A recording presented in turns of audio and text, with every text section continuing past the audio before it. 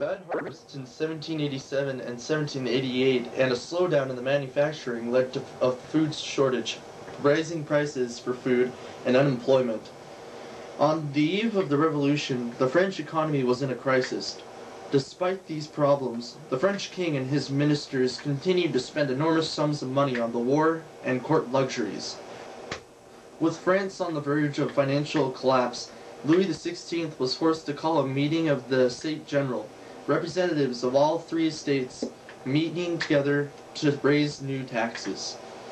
The Estates General had not met since 1614 because the French kings were so powerful.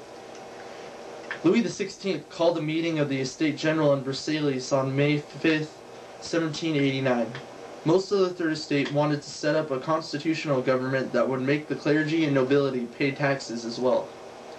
From the start, there were arguments about voting. The Third Estate demanded instead that each deputy have one vote instead of each section having one vote as a group. The king stated that he favored the current system. On June 17, 1789, the Third Estate boldly declared that it was the National Assembly and would draft a constitution. 3 days later, on June 20th, its deputies arrived at the meeting place only to find the doors had been locked.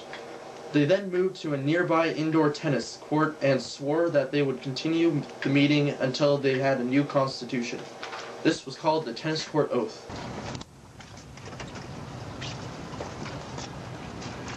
Let's go to the tennis courts.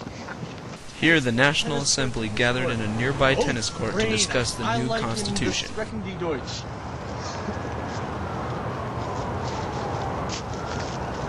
What are we gonna do? Well, if we want to take down the government, we're gonna need to get some weaponry. Alright, where's I think they have some at the hospital. That's it. It's perfect. No, that's Yeah. good. Down in the basement. Do you think they'll still have powder down there or what? Yeah. I don't know. They should. Alright, let's hope so. I mean, they have weapons. Why not powder too? I know exactly. Let's go. Alright, Let's go. let's go. Were made to the hospital. Staff members were disarming the guns in the basement. Since there were thousands of guns and there were only a few staff members, in only 4 hours they can only disable a few.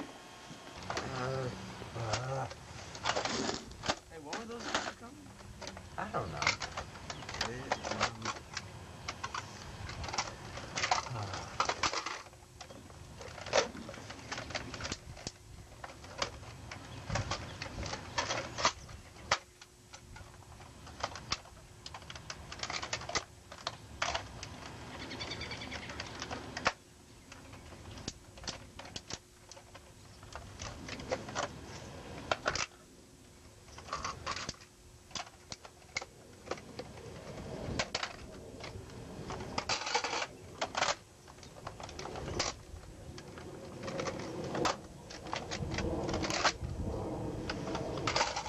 Alright, so how many is that? 2. Alright, let's take a break.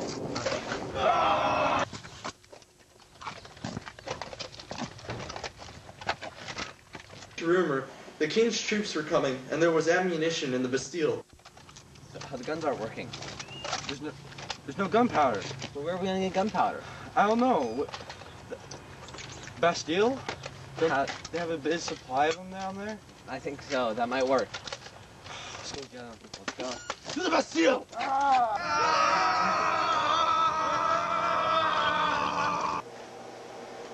On July 14th, 1789, about 900 partisans gathered in the courtyard of the Bastille, an old fortress used as a prison and armory. Come on. We need the gunpowder. Come on. As the guards were fighting off the rebels, only a few were killed but hundreds were injured. The warden was running out of options until he thought of the idea that would scare away the rebels. Come on, we want powder! Come on! Come on! Let's take down the king! Let's go! Come on! Give it time! We don't want to negotiate! Gunpowder! Come on! What is this? He's gonna blow up the entire Bastille! No, this is not gonna work. It's a bluff! Come on. Open the gate! Open the gate! Come on! Ah! Members of the French Guard joined the attack. After 4 hours of fighting, the prison warden had surrendered. a group of attackers managed to lower the 2 drawbridges over the moat. Oh no, they've raised drawbridge. What are we gonna do? I have an idea. Let's shoot the cannons at it.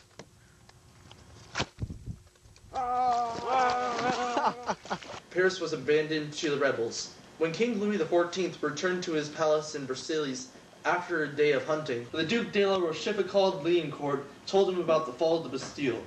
Louis was said to have exclaimed, "Why, this is a revolt." "No, sire," replied the Duke, "it is a revolution."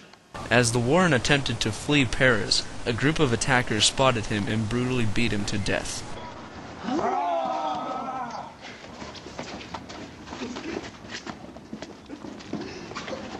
Angered that there were no munitions, the crowd demolished the Bastille brick by brick.